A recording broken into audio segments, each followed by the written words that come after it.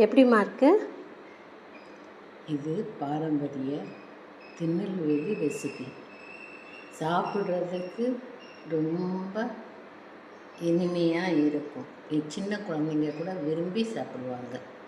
பெண்களுக்கு ரொம்ப முக்கியமான ஒரு உணவு. இது வெறும் உளுந்து, தேங்காய் பால், பால் இதுதான் கலந்துருக்கு. உளுந்தில் இருக்கக்கூடிய கால்சியம் இந்த பெண்களுக்கு இடுப்பு வலி, கால் வலி, எலும்புக்கு நல்ல ஒரு உறுதியை கொடுக்கும். அதனால் எல்லோரும் இதை சாப்பிடுங்க. ரெசிபி பின்னாடி வரும், கேட்கோங்க. திருநெல்வேலி ஸ்பெஷல் உளுந்தங்கஞ்சி பார்க்கலாமா? உளுந்து நல்லா வேக வச்சு மசித்து எடுத்துக்கோங்க.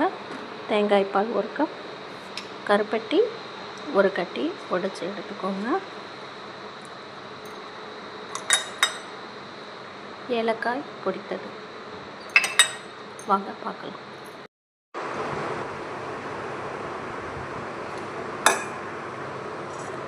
இப்போ கருப்பட்டியை நம்ம மண் இல்லாமல் நல்லா ஃபில்டர் பண்ணி எடுத்துக்க போகிறோம். அதுக்காக அடுப்பில் சும்மா 1/4 கப் தண்ணி ஊற்றி அதை கரைச்சி லேசாக ஒரு கொதி வரும்போது இறக்கிக்கலாம். நல்லா கொதிச்சு வந்துச்சு. ஃபில்டர் பண்ணி நம்ம வேக வச்சு மசித்து வச்ச அந்த உளுந்து கூட இந்த கருப்பட்டி பாகை கொஞ்சம் சேர்த்துக்கலாம்.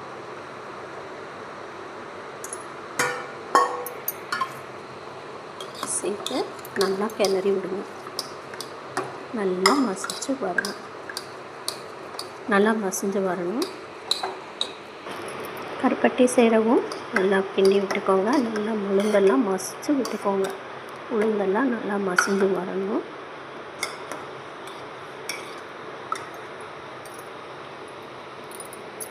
இப்போது நம்ம ஏலக்காய் பொடி போட்டுக்கலாம். போட்டு நல்லா கிண்டி விட்டுக்கோங்க.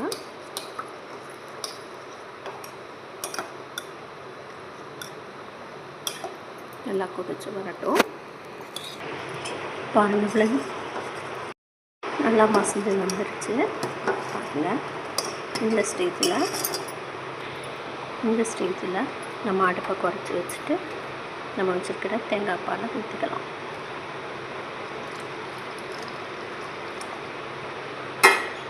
ஊற்றி நல்லா மிக்ஸ் பண்ணிவிடுங்க.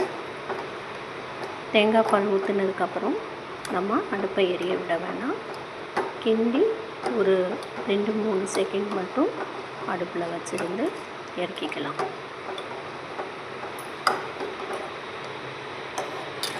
தேவைப்பட்டால் இதில் நம்ம ஒரு 1/2 கப் பசும்பாலும் ஆட் பண்ணிக்கலாம். பாருங்கள், நம்மளோட உளுந்தங்கஞ்சி ரெடி ஆயிடுச்சு. திருநெல்வேலி ஸ்பெஷல் உளுந்தங்கஞ்சி.